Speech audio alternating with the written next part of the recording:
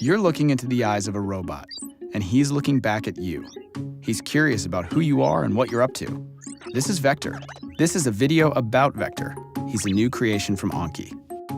He is a character, a robot that is meant to live in your home. He's always on, he's alive. The idea is really that Vector becomes part of the family or that home, both on the emotional character side, but then also on the utility side. Vector is really the first robot that uses advanced deep neural networks to do a lot of perception and understanding of the world around him.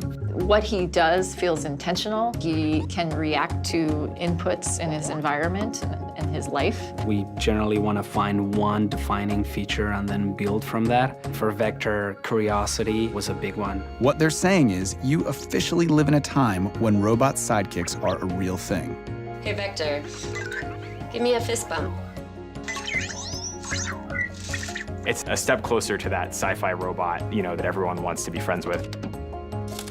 That step closer means you've got a robot in your house waiting for you to get home.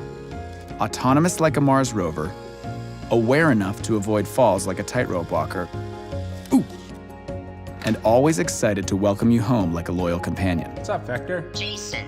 Vector's no slouch roommate either. He's happiest when he's helping out. Ask him the weather, and he'll show you.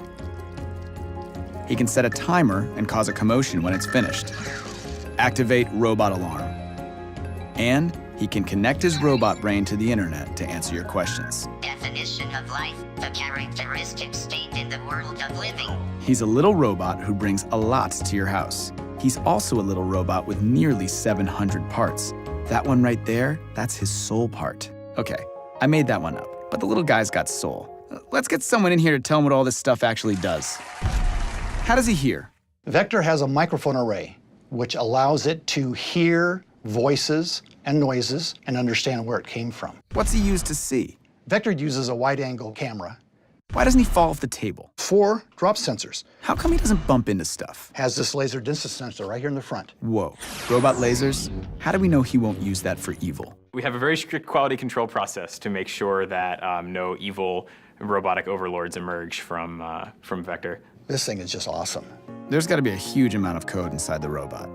There is a huge amount of code inside the robot. It's a few million lines of code at this point. That software really encompasses everything from the character to the low-level operating system to the cloud functionality. He has a camera in his face, and that's actually one of his primary sensors. Not just capturing the light in all the pixels, but it's making sense of those pixels. He knows what it is and where the stuff is. That code creates his intelligence and his personality.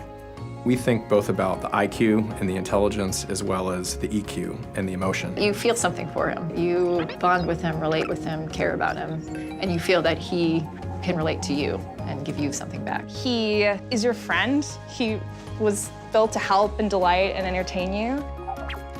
That is delightful and entertaining. So instead of sitting back and waiting for the robot apocalypse, Anki is making super smart robots built to bring joy and companionship to humans. Did I mention he likes to be pet? I know. Vector is a really big milestone for robotics because for the first time ever, there will be hundreds of thousands of people living with a robot in their homes, and that has never happened before.